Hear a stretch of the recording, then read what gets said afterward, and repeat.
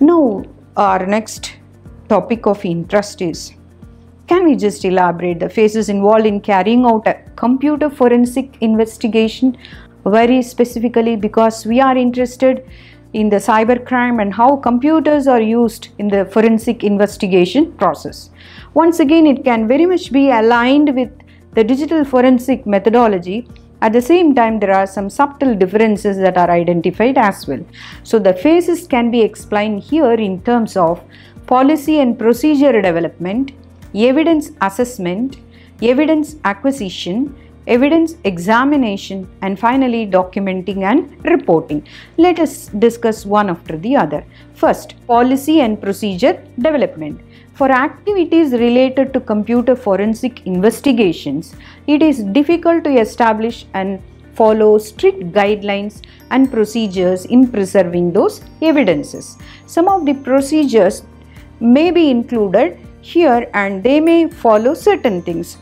They are the standard time of when computer forensic investigators are authorized to recover potential digital evidence, proper measures on how to prepare systems for retrieving evidences, places of where to store any retrieved evidences, and finally methods on how to document the activities, thereby ensuring the authenticity of the data. The second one is evidence assessment. Potential evidence assessment is a key component of the entire investigation process in a cybercrime scenario. So the effective processing of evidence gives a very clear understanding of the case details and the classification of the cybercrime in general. Next comes the evidence acquisition. The most critical step of conducting a computer forensic investigation is the acquisition of the evidences, because an extensive documentation is required before, during and after the evidence acquisition process. Here the information must be recorded and preserved with all hardware and software specifications, the system type used in the investigation process, and the systems being investigated. Next comes the evidence examination. Here the investigators propose various methods and approaches to analyze and examine data from the designated archives. The examination process may include utilization of analysis software to search mass data archives using specific keywords or file types, as well as the procedures for retrieving the recent deleted files. Sometimes they act as very important evidences. At this stage, a computer forensic investigator must work in close collaboration with the criminal investigators, lawyers, and other qualified personnel to have a deep understanding of the case, permissible investigative actions to be taken, and the information types that serve as an evidence. Next comes the documentation and the reporting phase. Computer forensic investigators must keep an accurate record of all the activities related to the investigation process by fully documenting the information related to hardware and software specifications. This may range from methods used for testing system functionality to retrieve, copy, or store data, along with the acquired actions, data examined, and assessed evidence. The complete document of the entire investigation must be completely accounted in digital format and must be saved in a designated archive by the investigator. As the purpose of the entire process is to acquire data that can be preserved as evidence in a court of law, improper documentation of the evidence may result in the compromise or the validity of that evidence itself and ultimately the case itself. Next, let us focus on the maintaining professional conduct. The integrity of the computer forensic investigator is determined based on the professional conduct that includes the ethical behavior and legal principles of the investigator. Ethics, professional ethics is very important for all professionals here.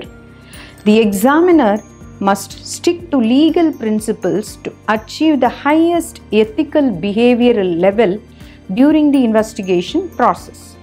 There are some guidelines to be considered in maintaining a proper professional conduct. They are maintaining the confidentiality of information gathered during the investigation process, maintaining the ultimate objective throughout the investigation by the examiner, continuously expanding the technical knowledge, because technology is moving at a very fast rate. One must keep abreast of the technological advancements, maintaining the integrity of the investigation process and facts by the examiner, a thorough consideration of all available facts. Then the examiners must be updated with the latest computer hardware, software, operating system, forensic tools and networking principles. Finally, the examiner must also be aware of the latest investigation techniques or mechanisms that are followed in their field.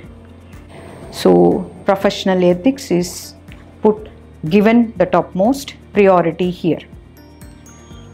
We are further interested in computer forensic tools. The crime scene investigators make use of a comprehensive forensic software tools to collect, index and detail analysis.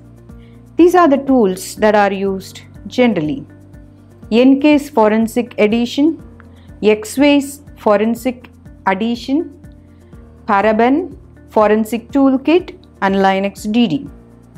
The forensic investigation process begins through the analysis of the network traffic. We saw this already. Using a packet sniffer or a packet analyzer with snipping tools like Wireshark to gather forensic information that intercepts the network traffic and logs it for further analysis. An alternate of Wireshark tool is Network Miner, which is a network forensic analysis tool used for extracting or recovering files on the whole. It also contains forensic capabilities such as performing analysis on the stored network traffic.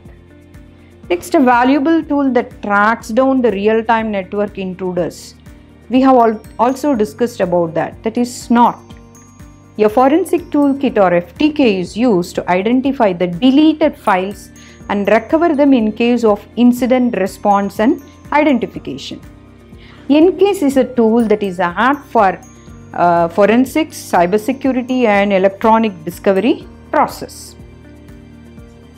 Conclusion.